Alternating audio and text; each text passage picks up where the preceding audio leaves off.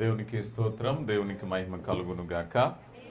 మరొక విశేషమైనటువంటి సంతోషకరమైన సమయంలో మరి స్థానిక సహవాసంలో మీతో కలిసి వాక్యోపదేశం పంచుకోవటానికి కృపనిచ్చిన దేవునికి మహిమ చెల్లిస్తూ, మరి అలాగే ప్రియులు, దైవజనులు, ఆత్మీయులు, మరి ఎంతగానో నాకు సమీపస్తులైనటువంటి కృపానందం గారు, వారి యొక్క కుటుంబానికి, మరి చేరువచ్చిన మీ అందరికీ, వేదిక మీద ఉన్న దైవజనులకు ప్రతి ఒక్కరికి ప్రభు యేసుక్రీస్తు పేరట ప్రత్యేక శుభాలు తెలియపరుస్తూ, మరి ముఖ్యంగా నూతనంగా నిర్మించినటువంటి ఈ మందిరంలో మరి మొదటిసారి కార్యక్రమం అని తెలియపరిచారు.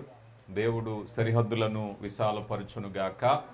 సంఖ్యలో, ఆత్మీయతలో, పరిశుద్ధతలో ఈ సహవాసము కొండ మీద పట్టణం వలె బలమైనటువంటి పునాది మీద కట్టబడునుగాక. ప్రియులరా, మరి ముఖ్యంగా ఈరోజు మరి దైవజనులు కుమారులు సన్నిబాబు గారు సోమవారం ప్రయాణమై మద్రాసు వెళుతూ ఉన్నారు. మరి ఇంజనీరింగ్ విద్యను అభ్యసించటానికి, అందుకొరకు వారికి కలిగినటువంటి సంతోషము కొరకు, మరి బిడ్డకు దేవుని యొక్క నడిపింపు, భవిష్యత్తు జ్ఞానము కొరకు ప్రార్థించాలని ఏర్పాటు చేయబడినటువంటి కూడికను బట్టి దేవునికి మహిమ కలుగు గాక. అదేవిధంగా మరి ఆ యవన బిడ్డ దేవుని చేతిలో బలమైన బాణంగా దీవించబడాలని నేను హృదయపూర్వకంగా కోరుకుంటూ ఉన్నాను. మరి ముఖ్యంగా ప్రార్థనా పరుల కుటుంబం నుంచి వచ్చినటువంటి బిడ్డగా తాను కూడా మరి ఆత్మీయ విలువలతో ఇకను ఎదిగి రాబోయే కాలంలో మరి దేవునికి మహిమకరంగా జీవించాలని ప్రార్థిస్తూ, మరి ముఖ్యంగా ఆ యవన బిడ్డను ఉద్దేశించి కొన్ని మాటలు నేను చెప్పాలని ఆశపడుతూ ఉన్నాను. అదేవిధంగా ఇక్కడ చాలామంది యవనస్తులు ఉన్నారు. ప్రతి వారు కూడా విషయాన్ని గమనించండి. 146వ సంకీర్తన 5వ చరణాన్ని ఒకసారి చదివినట్లయితే, 146వ సంకీర్తన 5వ చరణం. ఎవనికి యాకోబు దేవుడు సహాయుడగునో,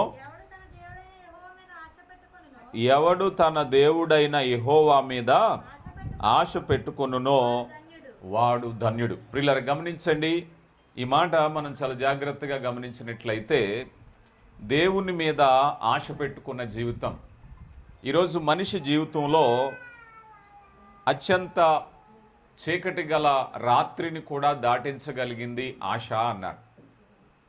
అత్యంత వేదన కలిగినటువంటి పరిస్థితులను దాటించగలిగింది కూడా నిరీక్షణే. జీవితంలో ఈ సమస్య శాశ్వతము అనుకున్నప్పుడు కూడా పరిష్కారాన్ని చూపించేది ఆశ, నిరీక్షణ. ఈ నిరీక్షణ గురించి ఇక్కడ కీర్తనాకారుడు మాట్లాడుతూ, నీ నిరీక్షణ, నీ ఆశ ఫలింపబడాలి అన్నట్లయితే ఎవరి మీద నువ్వు ఆశ పెట్టుకోవాలి? సన్నిబాబాయ్ కానీ, ఇక్కడ మనమున్నాయి కానీ, భవిష్యత్తు కొరకు చాలామంది యవనస్తులు సంతోషంగా ఉండలేకపోతున్నారు ఈ రోజుల్లో. వారి విద్య విషయంలో కానీ, రాబోయే భవిష్యత్తు గురించి కానీ ఆందోళనతోనే బ్రతుకుతూ ఉన్నారు చాలామంది యవన బిడ్డలు, అమ్మాయిలు కానీ అబ్బాయిలు కానీ. నేను చూస్తున్నప్పుడు వారిలో ఎక్కువ శాతం ఒక ఆందోళన, ఏం జరుగుతుంది నా జీవితం ఎక్కడికి నడిపించబడుతుంది, నేను అనుకున్న స్థాయికి నేను వెళ్ళగలుగుతానా, నేను సక్సెస్ అవుతానా, నేను ఫెయిల్ అవుతానా, ఏం జరుగుతుంది అనేటువంటి అభద్రతా భావంతో ఈరోజు చాలామంది యువత ఉన్నారు. కానీ దేవుని వాక్యం చెప్పేది ఏమిటయ్యా అన్నట్లయితే, కొన్ని విషయాలు మనము ఆశీర్వదింపబడటానికి కీర్తనాకారుడు చెప్పిన మాట ఏమిటంటే, నువ్వు ఎవరి మీద ఆశ పెట్టుకుంటున్నావో, ఎవరి మీద నిరీక్షణ పెట్టుకుంటున్నావో, నువ్వు చదువుకునేటువంటి విద్యార్థివే కావచ్చు, వివాహం కొరకు ఎదురు చూసే వ్యక్తివే కావచ్చు, ఎవరైనా యవన ప్రాయంలో ఉండేటువంటి వారు, నీ ఆశ దేని మీద అయ్యా అన్నట్లయితే, దేవుని మీద ఆశ కలిగినట్లయితే నీ ఆశ సఫలము చేయబడుతుంది. ఈ రాత్రి చూద్దాం, ఎలాగూ ఒక యవనస్తుడు, ఒక యవనస్తురాలు వారి జీవితంలో దేవుని మీద ఆశ పెట్టుకుని విజయం సాధించగలుగుతారు అనే విషయాన్ని ఈరోజు మనం చూడబోతున్నాం. ఎందుకనంటే ఆ బిడ్డ విద్యా సంవత్సరంలో, రాబోయే కాలంలో మరి 4 సంవత్సరాలు తల్లిదండ్రులకు, కుటుంబానికి దూరంగా మద్రాసులో ఉండాలి. యవన ప్రాయంలో ఉన్నాడు. మరి ఈరోజు చాలామంది యవన ప్రాయంలో వారు తీసుకునేటువంటి నిర్ణయాల విషయంలో నిర్లప్తంగా ఉండటం వలన భవిష్యత్ అనేటువంటిది ఏ విధంగా ఉంటుందో మనం చూస్తూ ఉన్నాం. అయితే మనం దేవుని బిడ్డలుగా, పరిశుద్ధాత్మ నడిపింపు కలిగిన బిడ్డలుగా, వివేచన కలిగి జ్ఞానంగా ఉండాలి. యాకోబు పత్రిక 4వ అధ్యాయం 13వ వచనాన్ని ఒకసారి మనం చూస్తే, యాకోబు పత్రిక 4వ అధ్యాయం 13వ వచనం. నేడైనను రేపైనను ఒకానొక పట్టణమునకు వెళ్ళి వ్యాపారము చేతుమని చెప్పుకొని వారులారా. ఆగండమ్మ. ఇక్కడ యాకోబు గారు ఒక ప్రాక్టికల్ లెసన్ చెప్తున్నారు.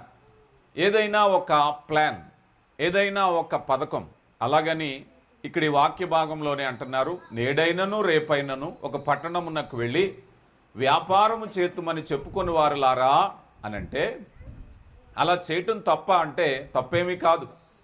నీ జీవనోపాధి కోసం వెళ్ళటం తప్పు కాదు, నువ్వు చదువు కోసం వెళ్ళటం తప్పు కాదు, నీ భవిష్యత్తు కోసం వెళ్ళటం తప్పు కాదు. కానీ ఇక్కడ పరిశుద్ధాత్మ దేవుడు చెప్పేటువంటి మాటల ఆంతర్యం ఏమిటయ్యా అన్నట్లయితే, ఆ ప్రయత్నము దేవుని మీద ఆధారపడి చేయాలి. నీ సొంత ప్రయత్నం కాదు, నీ సొంత ఆలోచన కాదు. మనం సామెతల గ్రంథం 3వ అధ్యాయము 5వ వచనంలో మనం చూసినప్పుడు, మనము ఆయన మీద పూర్తిగా ఆధారపడినటువంటి జీవితం కదా. నీ మార్గములను ఆయనకు అప్పగించాలి. ఈరోజు నీ ప్రయత్నం ఏదైనా దేవుని బిడ్డలుగా, దేవుని యందు భయభక్తులు కలిగిన వారుగా, దేవుని ప్రజలుగా, లోకంలో ఉన్న వారి కంటే మన ప్రయత్నాలు విభిన్నంగా ఎప్పుడు ఉంటున్నాయి అంటే దేవుని మీద ఆధారపడినప్పుడు ఉంటాయి. దేవుని మీద ఆధారపడినప్పుడు. ఇప్పుడు సన్నిబాబు, ఇదిగో నేను అక్కడికి వెళుతున్నాను, నేను ఎవరి మీద ఆధారపడాలి? దేవుని మీద ఆధారపడి అక్కడికి వెళ్ళాలి. ఎందుకనంటే సోర్స్, ఒకవేళ తను అక్కడ ఉండగా తనకు అవసరమైనటువంటి వనరులు తన తండ్రిగా ఉన్న దైవజనుడు సమకూర్చొచ్చు, తల్లి సమకూర్చొచ్చేమో, కానీ తను ఎరగవలసిన విషయం ఏమిటయ్యా అంటే దేవుని మీద ఆధారపడటమే. అందుకే ఇక్కడ యాకోబు గారు చెప్పిన మాట ఏమిటయ్యా అంటే, నీ జీవితంలో మంచి ఫలితాలు రావాలి అంటే దేవునికి లోబడి జీవించు. ఫస్ట్ థింగ్, నువ్వు దేవునికి లోబడి జీవించాలి. దేవునికి లోబడి జీవించటంలో యాకోబు పత్రికలో చెప్తున్న మాట ఏమిటయ్యా అంటే, మనం ఒక్కొక్కసారి మన మనసుకు పుట్టినప్పుడు విపరీతమైన ప్రార్థన చేసేస్తాం, దేవుని సన్నిధికి వెళ్ళి బలంగా ఆరాధన చేసేస్తాం, అంతటితో అయిపోయింది అనుకుంటాం. కానీ యాకోబు గారు చెప్పిన మాట యొక్క ఆంతర్యం ఏమిటయ్యా అంటే, ప్రతిదినము లోబడి జీవించటం నేర్చుకో. ప్రతిదినము కూడా, అంటే నేడైనను రేపైనను అని అంటే, ఇక మీదట నువ్వు చేసే ప్రతి పని కూడా దేవుడిచ్చే కృప, దేవుని కృప చేతే నేను ఈ పని చేస్తున్నాను. ప్రతిదినము కూడా గుర్తెరగవలసిన విషయం. ఒక భక్తుడు అన్నాడు ఈ మాటను వివరించటానికి, చీకటిలో వెళ్ళేటప్పుడు నీ చేతిలో ఒక టార్చ్ లైట్ లాంటిది అన్నారు దేవుని కృప. ఎందుకనంటే ఈ టార్చ్ లైట్ ఎంతవరకు పనిచేస్తుందయ్యా అంటే, మొత్తం రాత్రి నిశిరాత్రినంతా మార్చలేదు, ఇది చుట్టూ ఉన్న ప్రాంతాన్నంతా వెలుగుమయం చేయలేదు. ఇది కొంత దూరమే వెలుగు చూపిస్తుంది. అలా కొంత దూరం వెళ్ళినప్పుడు కొంత దూరమే. అంటే దేవుని కృప మన జీవితాల్లో ఏ దినానికి ఆ దినం అనుభవించాలి. ఒకరోజు బలంగా ప్రార్థన చేసాం, అయిపోయింది, ఇక సంవత్సరం అంతా అనడానికి లేదట. ప్రతిదినము చీకట్లో టార్చ్ లైట్ ఎలా ఉంటుందంటే అది కొంతమేరకే దారి చూపిస్తుంది. ఒక్కసారి టార్చ్ లైట్ వేస్తే ఈ రాత్రంతా పగలేమవదు కదా. దేవుని కృప ఎలాగయ్యా అంటే మన జీవితంలో ప్రతిదినము ఆధారపడి జీవించటం మనకు నేర్పిస్తుంది. అందుకే యాకోబు గారు చెప్పినటువంటి మాట ఏమిటయ్యా అన్నట్లయితే, జీవితానికి సందేశాలన్నిటికీ కూడా ఒకేసారి పరిష్కారం కాదట. ఓ భక్తుడు అన్నాడు, అయ్యా నీ జీవితంలో ప్రార్థించగా గోజాడగా నీ జీవిత ప్రణాళిక పుస్తకం నీకేం దొరకదు. అంటే నా జీవితము నా యవన ప్రాయంలో ఎలా ఉంటుంది, నా పెళ్ళయిన తర్వాత ఎలా ఉంటుంది, నా ఉద్యోగం తర్వాత ఎలా ఉంటుంది, నా యొక్క వృద్ధాప్యం ఎలా ఉంటుంది, ఇవన్నీ కూడా ఒకేసారి నీ యొక్క ప్రశ్నలన్నిటికీ సమాధానము దొరకని పరిస్థితి. మరి ఎలా దొరుకుతుందంటే ప్రభుతో అనుదినము జీవించడం నేర్చుకోవాలి. ఏనాటికి ఆనాటే, ఏనాటి కీడు ఆనాటికే సరిపోనని చెప్పిన మాట అదే అర్థం. ఈరోజు నీ యొక్క జీవితంలో ప్రతి దినము ప్రార్థనతో ప్రారంభించు, ప్రార్థనతోనే ముగించు. అది ఏ దినముకు ఆ దినము ప్రభు మీద ఆధారపడి జీవించటం. ఈరోజు చాలామంది, అయ్యా ఒక గొప్ప దైవజనుడు వచ్చాడు, బలంగా ప్రార్థన చేశారు, నా జీవితంలో ఇక ఏ డోకా లేదంటకలేదట. అనుదినము దేవునితో బ్రతకడం నేర్చుకోవాలి. అనుదినము దేవునితో జీవించడం నేర్చుకోవాలి. నీ జీవితంలో ప్రార్థన, వాక్య ధ్యానము, దేవుని సహవాసానికి ఇవ్వవలసినటువంటి సమయము, నువ్వు ప్రపంచంలో ఎక్కడున్నా, ఎక్కడి నుంచి నువ్వు చెన్నై ఇంజనీరింగ్కి వెళ్ళినా, ఆ చెన్నై నుంచి నీకు అమెరికాలో యూకేలో ఎక్కడ జాబ్ వచ్చినా, నువ్వు ఎక్కడొచ్చినా కూడా దేవునితో అనుదిన జీవితము అలవరుచుకోవాలి. అదే దేవుని చిత్తములో లోబడి జీవించటం అనేది నేర్చుకుంటాం. ఎప్పుడైతే అలా నేర్చుకుంటున్నావో నీ యొక్క జీవితంలో అద్భుతాలు చూడగలుగుతావు. నీతో దేవుని సహవాసం ఉంది, నీతో బలమైనటువంటి దేవుని కృప ఉంది గనక నువ్వు చేసే ప్రతి పనిని కూడా ఆయన ఆశీర్వదించటానికి ఇష్టపడుతూ ఉన్నారు. కనుక ప్రియులరా, ఈరోజు మనం చూసినట్లయితే దేవుడు నిన్ను నడిపించటానికి, ఈరోజు మనం మొబైల్లో GPS లొకేషన్ ఆన్ చేస్తూ ఉంటాం. ఈ లొకేషను దీన్ని ఆపరేట్ చేయటానికి అంతరిక్షంలో ఇక్కడి నుంచి సుమారుగా 11,000 మైళ్ళ దూరంలో సుమారుగా కొన్ని శాటిలైట్స్ పనిచేస్తూ ఉంటాయి. It's operates. ఇది ఎంతవరకు అని అన్నట్లయితే నువ్వు దాన్ని ఆన్ చేసినప్పుడు ఆన్ చేసినటువంటిది నిన్ను నడిపిస్తూ ఉంటుంది అనమాట GPS. మనం ఇర్మియా గ్రంథం 29వ అధ్యాయము 11వ వచనంలో మనం చూసినప్పుడు దేవుడు అంటున్నాడు, అయ్యా నేను నీకు ఇచ్చినటువంటి ఆజ్ఞలన్నీ రాబో కాలానికి నీకు మేలుకరమే. ఈరోజు ఒకవేళ కనుక దేవుని చిత్తాన్ని అర్థం చేసుకునే విధంగా ఉంటుంది. చాలామంది బిడ్డలకు దేవుని వాక్యం అంటే విచిత్రంగా ఉంటుంది. అయ్యా దేవుని సన్నిధి అంటే విచిత్రంగా ఉంటుంది. అయ్యో నా స్వేచ్ఛను నా స్వతంత్రాన్ని నియంత్రించే విషయాలు అనుకుంటారేమో, కానీ అది నీ మేలు కొరకే, అది నీ భవిష్యత్తు కొరకే. నీ తల్లిదండ్రులను సన్మానించమని చెప్పేది దేవుని వాక్యం. నీ ఎముకలకు సత్తు కలగజేసేది దేవుని వాక్యం. ఈరోజు చాలామంది పిల్లలు మనం చూస్తూ ఉంటాం, యవ్వన ప్రాయంలోనే ముఖం పీక్కుపోతుంది, బలహీనతలు, అనారోగ్యాలు. కారణం ఏమిటయ్యా అంటే వారు దేవుని వాక్యము చేత బలపడట్లేదు. దేవుని వాక్యం కాకుండా ఈరోజు ఆన్లైన్లో గేమ్స్ అంటున్నారు, మరొక వ్యసనాలు అంటున్నారు, మరొకటి అంటున్నారు. ఈరోజు యవ్వన బిడ్డల శరీరాలను అపవాది అస్తవ్యస్తం చేస్తున్నాడు. ఎందుకో తెలుసా యవ్వన ప్రాయాన్ని గురించి నీ యవ్వనమును బట్టి ఎవడును నిన్ను కారణం ఏమిటంటే బి కేర్ఫుల్ వాక్యం చెప్తుంది. ఎందుకు జాగ్రత్త? యవ్వన ప్రాయంలో అపవాది దాడి ఎక్కువగా ఉంటుంది. ఒక యవ్వన ప్రాయంలో తీసుకునేటువంటి నిర్ణయాలను బట్టి నీ జీవితాన్ని అపవాది పాడు చేయడానికి చూస్తున్నాడు. యవ్వన ప్రాయంలోనే పట్టుకుంటాడు. చాలామంది జీవితాలు అక్కడే మలుపు తిరిగిపోతూ ఉంటాయి. జాగ్రత్త. ఈరోజు దేవుని వాక్యం చెప్తుంది, అపోస్తుడైన పౌలు అంటున్నాడు కదా, మనము అపవాది తంత్రములను ఎరగని వారము కాదు. అపవాది ఎలా దాడి చేస్తాడో, ఎలా మనల్ని తప్పుదారి పట్టిస్తాడో, ఎలా మన జీవితాన్ని పాడు చేయడానికి చూస్తాడో మనం ఎరగని వారిగా లేం. ఎందుకంటే పరిశుద్ధాత్మ దేవుడు వాక్యం ద్వారా మనల్ని ఎప్పటికప్పుడు మనల్ని హెచ్చరిస్తూ ఉన్నాడు. కనుక ప్రియులారా, ఇక్కడ మనం చూసినట్లయితే ఈ GPS అనేది ఇది మనల్ని నడిపించేటప్పుడు సామెతల గ్రంథం 16వ అధ్యాయం 9వ వచనంలో అంటారు కదా, నరుని హృదయములో ఆలోచనలు అనేకము గాని స్థిరపరచువాడు యెహోవాయే. నీ మనసులో ఎన్నో ఆలోచనలు వస్తూ ఉంటాయి, నీ మనసులో ఎన్నో తలంపులు వస్తూ ఉంటాయి. అటు తిరిగి ఇటు తిరిగి నిన్ను ఇటు తిరిగి లాగడానికి చూస్తూ ఉంటారు. కానీ వాటిని స్థిరపరచువాడు యెహోవాయే.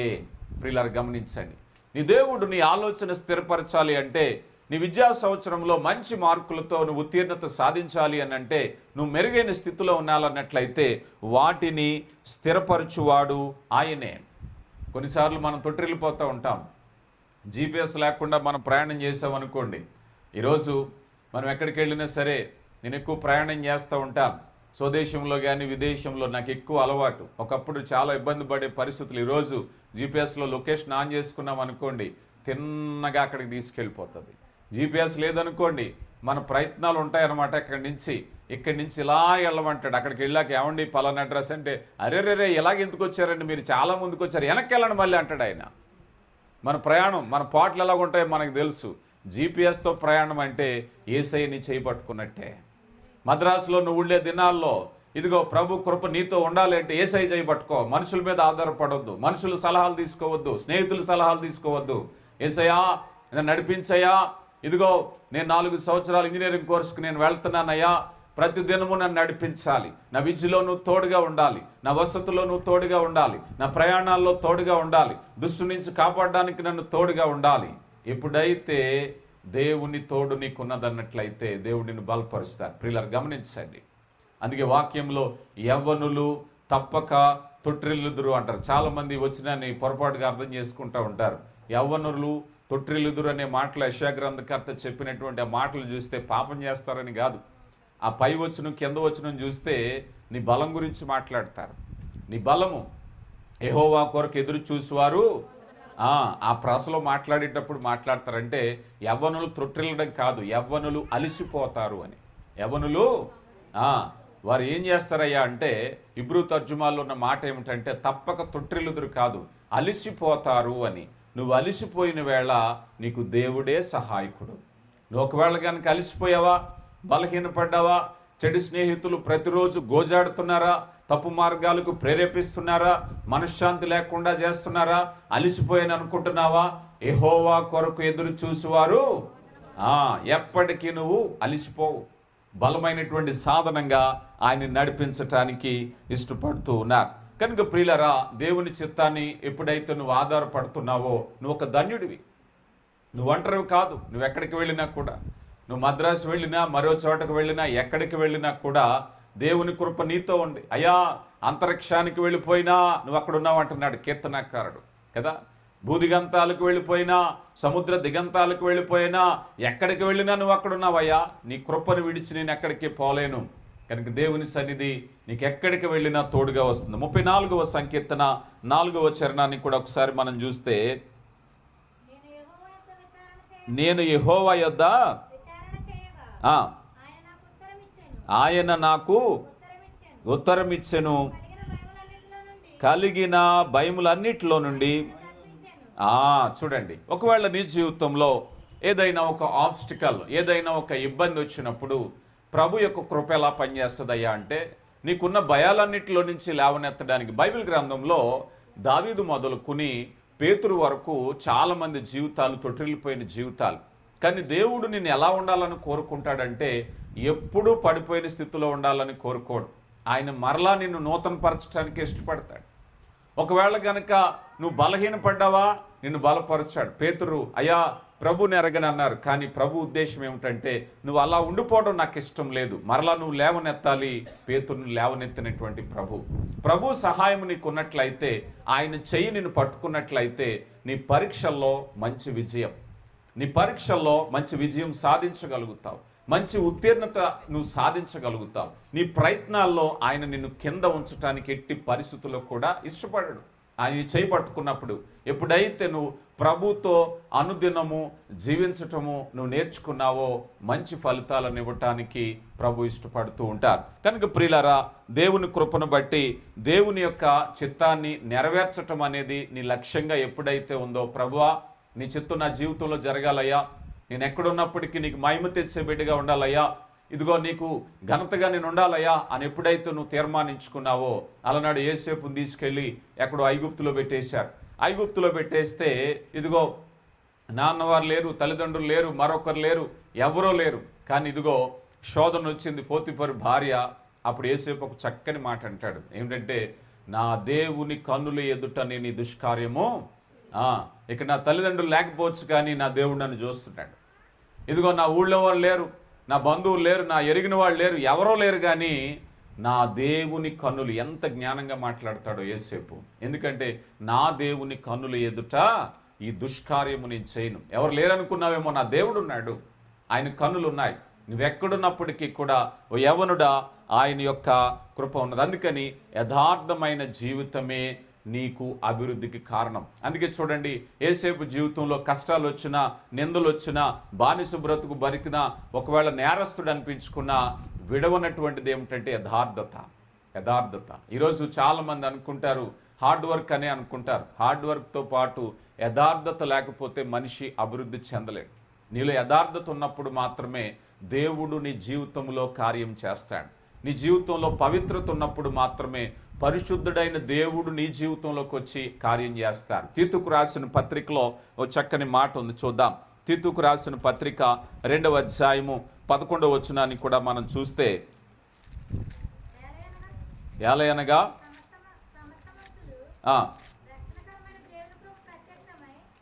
రక్షణకరమైన దేవుని ప్రత్యక్షమై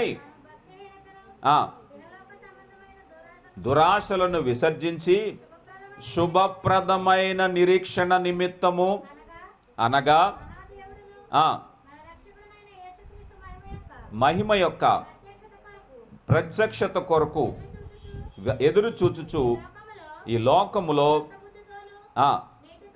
నీతితోనూ భక్తితోనూ ఎదుగుచుండవలనని బ్రతుకుచుండవలనని చాలండి. దేవుని వాక్యం చెప్తుంది, అయ్యా నువ్వు ఎక్కడోనే ఎలా ఉండాలి అంటే భక్తితో ఉండాలి, యథార్థతతో ఉండాలి, పరిశుద్ధతతో ఉండాలి. ఎందుకంటే నువ్వు నమ్మినట్లయితే నా ప్రభుత్వం నేను జీవిస్తున్నాను, నువ్వు నమ్మినట్లయితే ప్రభు నాతో ఉన్నాడని నువ్వు నమ్మినట్లయితే నేను ఎలా సిద్ధపాటు కలిగి ఉండాలి. అందుకే మనం చాలాసార్లు అనుకుంటాం, ఎక్కడైనా మనం ఒక రెంట్ హౌస్కి వెళ్ళాం అనుకుందాం, రెంట్ హౌస్కి వెళ్ళాం అనుకోండి, ఆ రెంట్ హౌస్లో మనం ఉండాలి అని అంటే అన్ని వసతులు ఉండాలి. మేబీ అందులో ఎలక్ట్రిసిటీ లేదు అన్నారనుకోండి, ఉంటామా?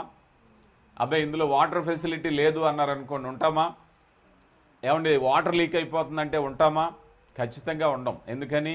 అందుకే ఈ శరీరంలో పరిశుద్ధాత్మను దుఃఖపరచకూడంటే, పరిశుద్ధాత్ముడు మనలో ఉన్నప్పుడు మనం సరిగా లేకపోతే పరిశుద్ధాత్ముడు ఏం చేస్తాడు? దుఃఖపడతాడు. ఎలక్ట్రిసిటీ లేనప్పుడు అద్దెంట్లో ఎలా ఉంటామో, వాటర్ ఫెసిలిటీ లేకపోతే మరేదైనా సౌండ్ నాయిస్ ఏదైనా వస్తే మనం ఎంత ఇబ్బంది పడతామో, పరిశుద్ధాత్ముడు మనలో ఉన్నప్పుడు ఆ పరిశుద్ధత మనం కాపాడుకోకపోతే పరిశుద్ధాత్ముడు ఏమవుతాడట? దుఃఖపరచబడతాడట. అందుకని యథార్థమైన జీవితం. ఎందుకంటే దేవుని చిత్తము నీలో ఎప్పుడైతే పనిచేస్తుందో, దేవునితో జీవించటం ఎప్పుడైతే నేర్చుకున్నావో, కొరింథీ పత్రికలో అపోస్తుడైన అంటారు కదా, విజయము నీదే. చూద్దాం ఆ మాట. కొరింథీలకు రాయబడిన 2వ పత్రిక 2వ అధ్యాయం 14వ వచనంలో, కొరింథీలకు రాయబడిన 2వ పత్రిక 2వ అధ్యాయము 14వ వచనం, ప్రతి స్థలమందును క్రీస్తును గూర్చిన జ్ఞానము యొక్క సువాసన కనపరచుచు ఆయన యందు మమ్మును చాలండి. ఇప్పుడు ప్రతి స్థలమందు నువ్వు ఎక్కడున్నా, నువ్వు చెన్నైలో ఉన్నా, నువ్వు రాజమండ్రిలో ఉన్నా, కాటవరంలో ఉన్నా, ప్రతి స్థలములో దేవుడు నిన్ను విజయోత్సవముతో ఊరేగించటానికి, ఆయన సువాసనగా నిలబెట్టడానికి ఇష్టపడుతున్నారు. బైబిల్ గ్రంథంలో యోసేపును తీసుకెళ్ళి ఐగుప్తులో పెట్టారు, ఐగుప్తులో సువాసనగా ఉన్నాడు. దానియేలును తీసుకెళ్ళి బబులోన్లో పెట్టారు, ఎరగని ప్రజల మధ్య, అక్కడ సువాసనగా ఉన్నాడు. ఎస్తేరుని గురించి చూస్తాం, పరిమళ వాసనగా ఉంది. నువ్వెక్కడున్నప్పటికీ ప్రతి స్థలంలో ఒక స్థలానికి దేవుడు నిన్ను నడిపిస్తున్నాడు అని అంటే దాని వెనక దేవుని చిత్తం ఉంటుంది. ఏదో మా నాన్నగారు ఫీజు కట్టారో, మా నాన్నగారిని లేకపోతే నేను చదువుకున్న తెలివితేటలతో వచ్చిందని కాకుండా, ఒక ప్రదేశానికి వెళితే దేవుడు అక్కడ నిన్ను మహిమకరంగా ఉంచాలనుకుంటున్నాడు, సువాసనగా ఉండాలనుకుంటున్నాడు కదా. ఆ జనాంగం మధ్య నీవు ఒక సువాసనగా మారాలి. అలా ఎప్పుడైతే మారావో విజయోత్సవాన్ని కనపరచాలని దేవుడు ఇష్టపడుతున్నాడు. ప్రియ దేవుని బిడ్డ, దేవుడు పనిచేసే రీతిని గురించి వాక్యం చెప్తూ ఉంది. ఒకవేళ నీ జీవితంలో కష్ట సమయాలు గుండా వెళ్తున్నావా? ఇందాక సహోదరి చెప్పారు, కేరళలో ఉండగా ఎంతో కష్టమైందని. మనం ప్రకటన గ్రంథాన్ని ఒకసారి చూస్తే, ప్రకటన గ్రంథం రాసినప్పుడు మీరు తీయొద్దు కానీ ఆ పరిస్థితి అంతా ఎలా ఉంటుందయ్యా అంటే, ఒక భయంకరమైనటువంటి కారాగారంలా ఉంటుంది.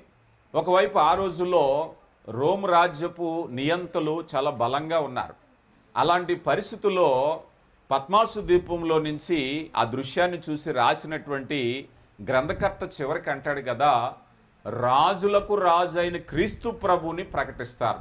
ఎంతమంది కులీనులు వచ్చినా, మరొకరు వచ్చినా, ఎవరొచ్చినా, నీ జీవితంలో కూడా ఏ కష్టం వచ్చినా, ఏ ఇబ్బంది వచ్చినా, నీ జీవితంలో రాజు ఆయనే. నీ జీవితాన్ని గొప్ప చేసేవాడు ఆయనే.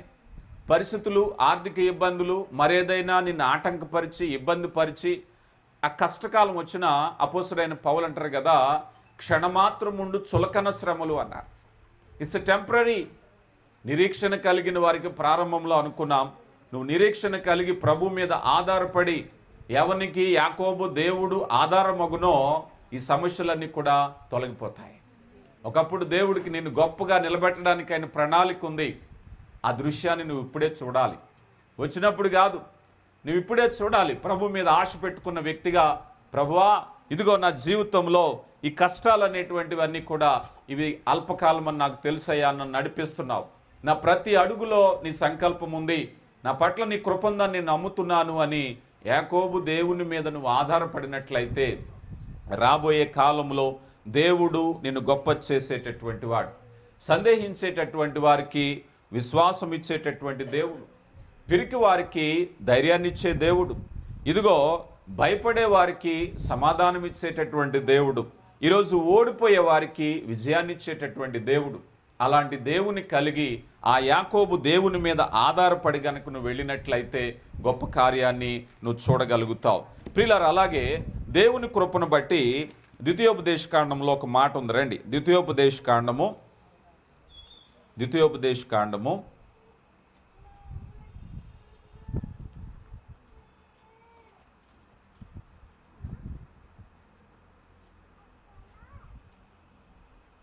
క్షమించాలి,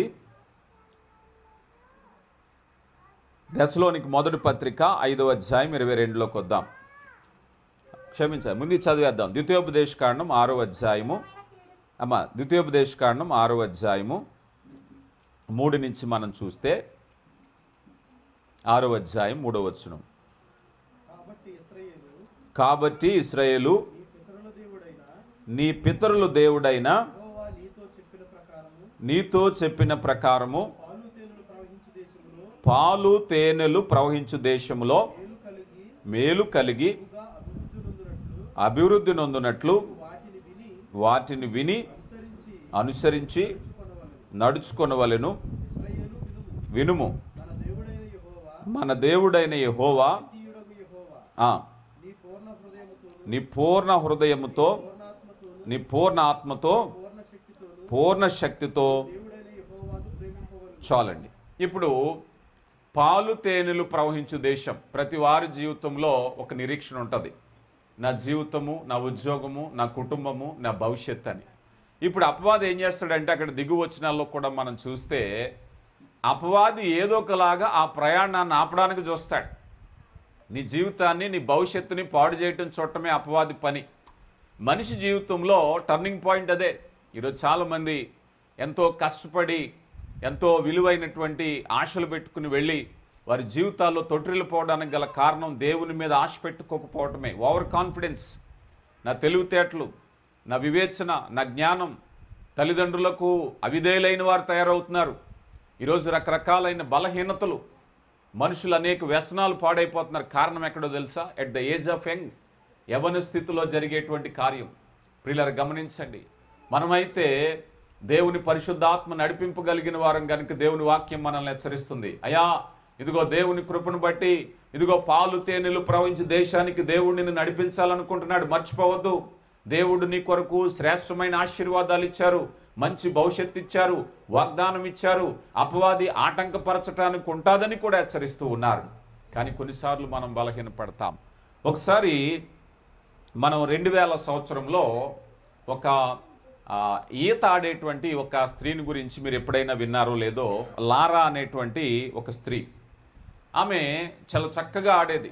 ఆడేటప్పుడు ఇంక సుమారుగా ఈ గేమ్స్కి ఒక 12 వారాలు ఉందనగా ఆమె కాలులో 3 ఎముకలు ఇరిగిపోయినాయి. ఇరిగిపోతే ఆ ప్రయాణంలో తన స్నేహితురాలు కారులో వెళ్తుంది. తన స్నేహితురాలు చనిపోయింది, తనకి కాలు విరిగిపోయింది, 3 ఎముకలు విరిగిపోయినాయి.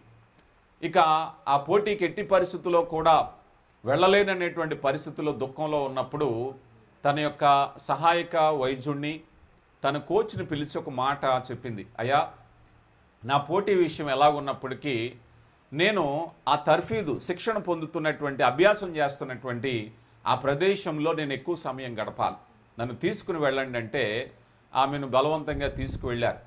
అక్కడే రోజంతా కూర్చునేది.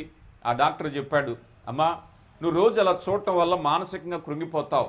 అనేక మంది నీ సహజ ఆటగాళ్ళందరూ కూడా చేసే ప్రయత్నాలు నువ్వు చేసేటప్పుడు నీకు అనిపిస్తుంది, అయ్యో నేను ఇలా చేయలేకపోతున్నానే అనే బాధతో నువ్వు కుమిలిపోతావు కదా, నువ్వు విశ్రాంతికి పరిమితం కావచ్చు కదా అని అంటే, అప్పుడు ఆమె చెప్పింది, అయ్యా, వారు ఆ ప్రయత్నం చేసేటప్పుడు నన్ను నేను మానసికంగా వర్ణించుకుంటున్నాను.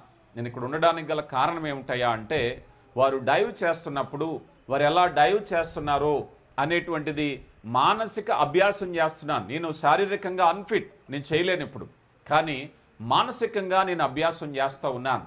అయితే వారి కోరిక గమనించినటువంటి ఆ కోచ్ ఏం చేశాడంటే, కొన్ని వారాలు గలిచాక మెల్లగా నడవటం మొదలుపెట్టింది. ఒకవేళ నీలో గనక ఆశ ఉన్నట్లయితే నీ కాలుకి ఒక కృత్రికమైనటువంటి ఒక షూ తయారు చేస్తాను, ఒకవేళ ఏమైతే అవుతుంది, నువ్వు ప్రయత్నిస్తావా అని అన్నప్పుడు మెల్లగా ఆమె అంగీకరించింది. ఆ దినం వచ్చింది. ఆ కృత్రిమమైనటువంటి షూని తయారు చేశారు. లిటరల్గా జరిగింది చెప్తున్నాను. అయితే ఆ షూని తీసుకుని ఆమె అక్కడికి వెళ్ళిన తర్వాత ఆ నిచ్చెన ఎక్కవలసి ఉంటుంది. ఆ డైవ్ చేయడానికి పైకి వెళ్ళి అక్కడి నుంచి డైవ్ చేయాలి. ఈ పైకి వెళ్ళేసరికి ఆమె అత్యంత విశ్వాసం కలిగిన విశ్వాసి ప్రభు మీద.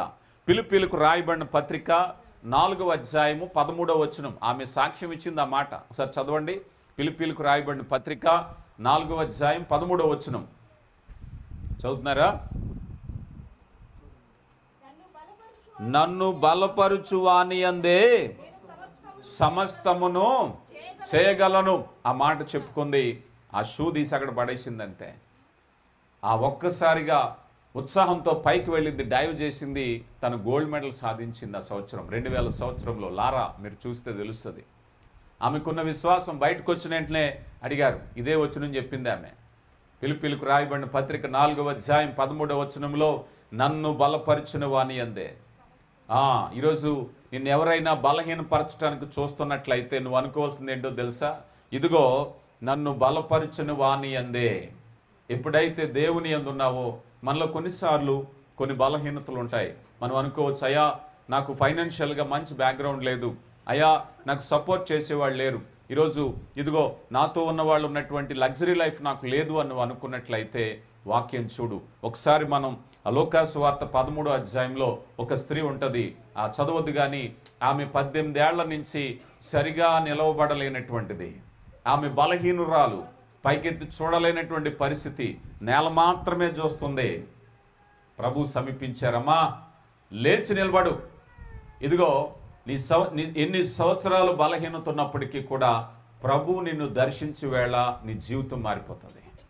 నీ భవిష్యత్తును మార్చగలిగినటువంటి వాడు. ప్రియులారా చెప్తున్నాం, అనేక ఉదాంతాలు మనం చూస్తున్నాం. నీ జీవితం ప్రభు చేతిలో పెట్టినట్లయితే ఊహించని అద్భుత కార్యాలు చూస్తావు. అపొస్తలుడైన పౌలు అంటున్నారు, అయ్యా అడుగు వాటన్నిటికంటే ఊహించు వాటన్నిటికంటే అత్యధికముగా దయచేసేటటువంటి దేవుడు. కనుక ఈరోజు విశ్వాసంతో నువ్వు ముందుకు వెళ్ళేటప్పుడు నీ ప్రయత్నాల్లో చేయవలసింది. చివరిగా కొన్ని హెచ్చరికలు ఇస్తాను. యవ్వన బిడ్డకు నీ జీవితంలో ఇదిగో అపవాది నీ జీవితాన్ని పాడు చేయడానికి చూసినప్పుడు, అయ్యా ప్రభు నా పక్షంగా ఉన్నాడు. సరే, మరి ప్రభు పక్షంగా ఉన్నప్పుడు నేనేం చేయాలి? ప్రభు నా పక్షంగా ఉంటే నేను చేయవలసిన విషయం ఏమిటి? కొన్ని మాటలు నేను హెచ్చరించాలని ఆశపడుతూ ఉన్నాను. మొదటిగా నువ్వు అక్కడికి వెళ్ళిన తర్వాత నువ్వు ఎక్కడున్నా సరే లోకంలో అపవాది నిన్ను సమీపించటానికి డైరెక్ట్గా రాడు. అపవాది సమీపించటానికి యవనస్తులకి ఉపయోగించే మొదటి వెపన్ ఏంటో చెప్పండి, చెప్పాలి ఎవరో? స్నేహితులు. కొరింథీయులకు రాయబడిన మొదటి పత్రిక 15:33లో మనం చూసినట్లయితే అక్కడ వాక్యం చెప్తుంది కదా, అయ్యా మంచి నడవడికను చెడ్డ సహవాసం ఏ రీతిగా పాడు చేస్తుందో చెప్తుంది. ఈరోజు నీ స్నేహితుల ఎంపిక చాలా ముఖ్యం. నీ స్నేహితుల ఎంపిక చాలా ముఖ్యం. యవ్వన బిడ్డలారా, ఇదిగో అదొక స్లో పాయిజన్, మీకు తెలీదు. చాలామంది యవనస్తులు కుటుంబాల్లో గొడవ జరిగినప్పుడు తల్లిదండ్రులేమో చెడ్డోళ్ళు రా వాడితో తిరక్కంటారు, వీళ్ళేమో లేదు నా స్నేహితుడు ఎంత మంచివాడో నాకు తెలుసు అంట. ఈ రెండింటి మధ్య వ్యత్యాసాన్ని చాలా జాగ్రత్తగా గమనించాలంటే నేను యవనస్తులకి చాలా వరకు చెప్తా ఉంటాను. మేబీ మీ స్నేహితుల ఎంపిక విషయంలో త్వరితమైన నిర్ణయం మీరు తీసుకోవద్దు. మాట్లాడాలి, కలిసి ఉండాలి, కలిసి భోంచేయాలి. కానీ పూర్తిగా మనం చూస్తూ ఉంటాం, దావీదు యోనాతాను స్నేహం వచ్చేసరికి ఎలా జరిగిందట, వారి ప్రాణాలు పెనవేసుకుపోయినాయట. చాలా బలమైన మాట ఉపయోగించుకుంటారు. అందుకని అలాంటి స్నేహానికి వెళ్లే ముందు ఆచితూచి అడుగు వేయాలి. స్నేహానికి సమయం తీసుకోండి, మనుషులను పరిశీలించండి. 4 మంచి మాటలు చెప్పేసరికి నీవే నా ప్రపంచమని ఎవరిని అనుకోవద్దు కదా, ఎవరిని అనుకోకూడదు. 4 మంచి మాటలు చెప్పేసరికి నీవే నా ప్రపంచం అనుకుని జీవితాన్ని పాడు చేసుకోవద్దు. ప్రార్థన చేయండి, కాలం గడవనివ్వండి. స్నేహితులు ఉండాలి, దేవుని వాక్యం కూడా సపోర్ట్ చేస్తుంది స్నేహం విలువ గొప్పదని. కానీ ఆ స్నేహితులు ఎలాంటి వారయ్యా అన్నట్లయితే నీ జీవితం మీద అత్యంత ప్రభావం చూపేవాళ్ళు గనక మొదటిగా నీ యొక్క స్నేహితుల విషయంలో జాగ్రత్త. అందుకే దేవుని వాక్యం 119వ సంకీర్తన, యవనస్తులు దేమి చేత తమ నడతను నీ వాక్యమును బట్టి జాగ్రత్తగా. వాక్యం ఏం చెప్తుంది? స్నేహితుల ఎంపిక గురించి వస్తుంది కదా. ఇదిగో మంచి నడవడికను దుష్ట సహవాసం పాడు చేస్తుందని చెప్తుంది కనుక వాక్యాన్ని బట్టి జాగ్రత్తగా చూడాలి. ఇక అలాగే లోకములో ఉండేటువంటి పరిస్థితులకు అనుగుణంగా ఉండొద్దు. ఈరోజు చాలామంది అవనస్తులు చెప్పేది ఏమిటయ్యా అంటే, ఏదైనా తప్పు చేసినప్పుడు అందరూ ఎలాగున్నారు, లోకం ఎలా ఉంది, ట్రెండ్ ఎలాగుంది, ఫ్యాషన్ ఎలాగుంది, అదే ఫాలో అయిపోతున్నాం. దాన్ని విభిన్నంగా ఉండడానికే దేవుడు నిన్ను నన్ను పిలిచాడు. ఉదాహరణకు అనుకుందాం, మన నోవాహు కాలంలో భూమి మీద అతిక్రమం విస్తరించిపోయింది. అంటే ఒక మాటలో చెప్పాలి అంటే, భూమి మీద మానవులందరూ ఒక ట్రెండ్ ఫాలో అవుతున్నారు, ఒక ఫ్యాషన్లో ఉన్నారు. వాళ్ళందరికీ విభిన్నంగా ఉన్నవాడు ఒకడు నోవాహు. నోవాహు స్టైల్ డిఫరెంట్. మేబీ అందరూ అని ఉండొచ్చు, నోవాహా అందరిలాగా ఉండబెట్టయ్యా, నువ్వు అందరూ ఒకలాగా ఉన్నారు కదా, ఒక క్రైస్తవుడా, లోకానికి విభిన్నంగా ఉండడానికే దేవుడు నిన్ను పిలుచుకున్నాడు. లోకానికి విభిన్నంగా ఉండడం కోసమే ఆయన రక్తాన్ని చిందించాడు. కనుక లోకంలో ఈరోజు వ్యసనాలు పరిపాటు అయిపోయినాయి, డ్రగ్స్ పరిపాటు అయిపోయింది, మత్తు పరిపాటు అయిపోయింది, ఎన్ని కూడా కామన్ కదా అనుకుంటున్నారు. కానీ దేవుని వాక్యము నీకు ఎప్పుడూ చెప్తుంది లోకానికి వ్యతిరేకంగా. రోమీలకు రాయబడ్డ పత్రిక 12వ అధ్యాయం మొదటి 2 వచనాల్లో లోక మర్యాదను అనుసరింపక, లోకానికి ఒక మర్యాద ఉంటుందట. మనమే మర్యాదకు చెందిన వాళ్ళము, క్రీస్తు మర్యాదకు చెందిన వాళ్ళం, పరలోకపు మర్యాదకు చెందిన వాళ్ళం. లోకం ఎన్నైనా మర్యాదలు చెప్తుంది. లోకంలో వస్త్రధారణ విచిత్రంగా ఉండాలనుకుంటారు, లోకంలో పరిస్థితులు విచిత్రంగా ఉండాలనుకుంటారు. కానీ ఇదిగో దేవుని వాక్యం చెప్తుంది, నువ్వు ఒక ప్రత్యేకమైన వ్యక్తిగా, నువ్వే ప్రదేశానికి వెళ్ళినా. చూడండి, ఎస్తేరు గ్రంథంలో మనం ఎస్తేరుని చూసినప్పుడు వాళ్ళందరూ కూడా అలంకరించుకోవడానికి చాలా ప్రయత్నించారు, కానీ ఆమె సున్నితంగా తిరస్కరించింది. రాజు దయను పొందుకోవటానికి దేవుని కృపుంటే చాలు. నీకు దేవుని కృపుంటే చాలు. నీవు ఓవర్ మేకప్లు అవసరం లేదు, ఓవర్ డ్రెస్సింగ్లు అవసరం లేదు కదా. ఏది చేసినా దేవుని కృప నీకుంటే చాలు. నీ ప్రయత్నాలు ఒకసారి ఆలోచన చేయి. అందుకని లోక మర్యాదను అనుసరింపక తెలుసుకో. ఇక తర్వాత మనం చూసినట్లయితే నెక్స్ట్ వెరీ వాల్యుబుల్ థింగ్ ఏమిటంటే, యవన ప్రాయంలో time is valuable. Time is a valuable. లోకములో అజ్ఞానుల వలె కాక జ్ఞానుల వలె సమయమును సద్వినియోగపరచ నేర్చుకో. ఈరోజు దేవుడు నీకు చెప్పేది ఏమిటయ్యా అంటే, నువ్వే పని నిమిత్తం అక్కడికి వెళ్ళావో అక్కడ ఉండేటువంటి దినాలలో ప్రతి దినం విలువైందే. అక్కడ ఉండే దినాలలో ప్రతి క్లాసు విలువైందే. అక్కడికి వెళ్ళిన కారణం ఏమిటయ్యా అంటే చదువుకోవటమే. అక్కడికి వెళ్ళిన తల్లిదండ్రులు నేను ఎందుకు అక్కడ పంపించారు అని అంటే చక్కని జ్ఞానంతో నువ్వు రావటానికే. అందుకని సంతోషాలు ఉంటాయి, ఆటలు ఉంటాయి, మరొకటి ఉంటాయి, స్నేహాలు ఉంటాయి, ఎన్నున్నా నువ్వు ఎప్పటికప్పుడు పరిశీలించుకోవాల్సిన పని ఏమిటయ్యా అంటే, నేను ఇక్కడ ఎందుకున్నాను, నేను ఇక్కడ ఏం చేయటానికి వచ్చాను, ఏం పని చేయటానికి వచ్చాను, నీ మొదటి ప్రశ్న. అయితే సమయాన్ని సద్వినియోగపరచుకో. ఈరోజు సమయాన్ని తినేయడానికి లోకంలో చాలా దయ్యాలు ఉన్నాయి, అవునా కదా. ఒక్కసారి మొబైల్ పట్టుకుని కూర్చున్నాం అనుకోండి, ఒక గంట ఎగిరిపోయిందే. ఒక రీల్సో షార్ట్సో చూడటం మొదలు పెట్టాం అనుకోండి, మనకు తెలియకుండా అప్పుడప్పుడు. అందుకే మనం తెలివైన వాళ్ళు అయితే మొబైల్లో యాప్లో మనం చూడాలి, యాప్ కౌంట్లో ఏ యాప్ ఎంతసేపు చూస్తున్నామో తెలిస్తే మన బుద్ధి అంతా అక్కడే బయటపడిపోద్ది, అవునా కదా.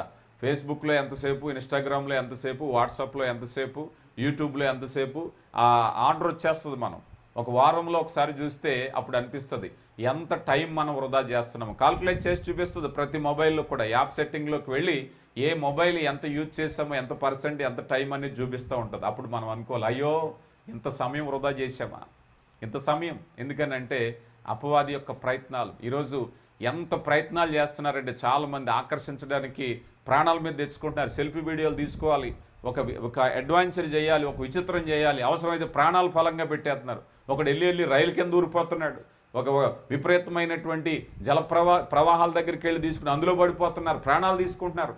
వేలం వెర్రి ఆకర్షించాలా మనుషుల్ని, విచిత్రమైనది. కానీ వాక్యం చెప్తుంది నీ సమయము చాలా విలువైనది. మనం దేవునికి లెక్క అప్పగించవలసిన విషయాల్లో సమయం ఒకటన్న విషయాన్ని గమనించాలి. ఇక రెండవది ఆరోగ్యకరమైన సంభాషణ.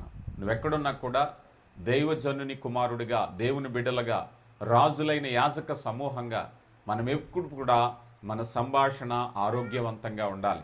ఉప్పు వేసినట్టు రుచిగా మాట్లాడాలి, కృపాసహితంగా ఉండాలి కదా. క్షమాభివృద్ధికరమైన మాటలు మాట్లాడాలి, దీవెనకరమైన మాటలు మాట్లాడాలి.